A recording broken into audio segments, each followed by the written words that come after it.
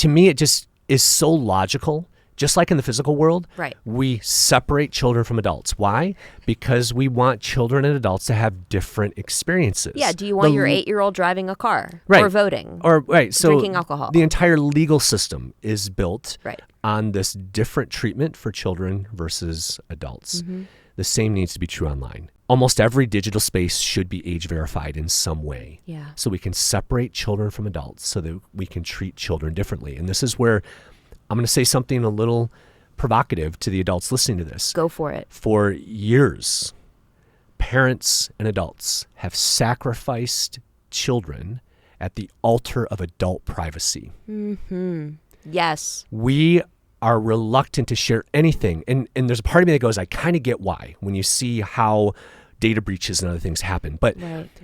like, as adults in this country, we can't have both. We have to decide if we're willing to give up just a little bit. And there are plenty of technologies now with waving my thumb across my camera to know whether or not, based on the biometrics of that, I'm an adult or a child. There are so many sort of zero proof kind of concepts that are out there that we could use. But we've just got this mindset that I don't want to give the device, anything, but we also want our kids protected. And I'm just here to say we can't have both. You can't want that for your children, but not be willing to let them know who the children are so that we can treat them differently. Tell me if I am simplifying this too much. I would argue that it's less risky for the world to know your child's year of birth than it is for them to be exposed to pornography, predators, abusive content, addictive algorithms, disordered eating related material, suicidal ideation,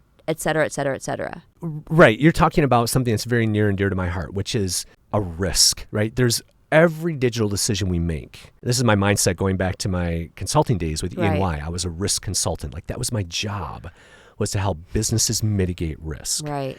Right. So you're referring to looking at this balance, Mm-hmm. right? Is there a greater risk that harm could come to my child because they know that my child was born in 2013 or something, Yeah. versus just sending them loose in YouTube unrestricted, Right. where they could experience trauma or all the things you described? And to me, that's a no-brainer.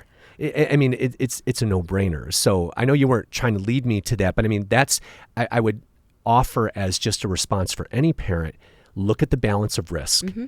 And not just right now, but like long term for the life of your child. What are the things they're going to remember and think about? Some of these traumas are sticky. The thing that I always think of, because I've counseled and worked with hundreds of young people and adults, specifically when it comes to the issue of compulsive or addictive use of pornography. Yeah. It doesn't matter how old they are, whether they're 60 or 16. They always remember the very first thing they saw. Every single one can describe it in great detail. Yep.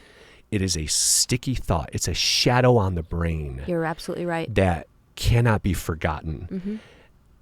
Is that worse than a company knowing the birth year of my child? Right? I mean, these are No. logical questions that I think Right. we just have to grapple with as parents. One of the things that has upset me the most over the past few years is when I learned that Apple decided to walk back some protections that they had the right. ability That's right. to utilize in iCloud. And if I misspeak, please correct me. Nope, Either you're- you or anybody from Apple You're listening. on. Yep. When child abuse media, photos and videos of children, are captured on Apple devices and backed up to the iCloud, Apple has the ability to detect that abuse material, remove it, redact it, report it.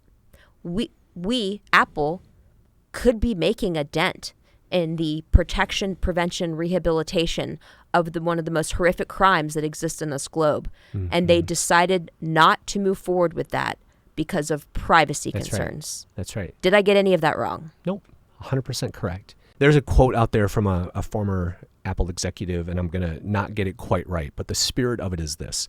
iCloud may be the largest purveyor house of child sexual abuse material on earth. Yeah, there's things that they could be doing and are choosing not to. Again, at the altar of privacy, Mm-hmm. they are sacrificing the protection of children. 100%. Yeah.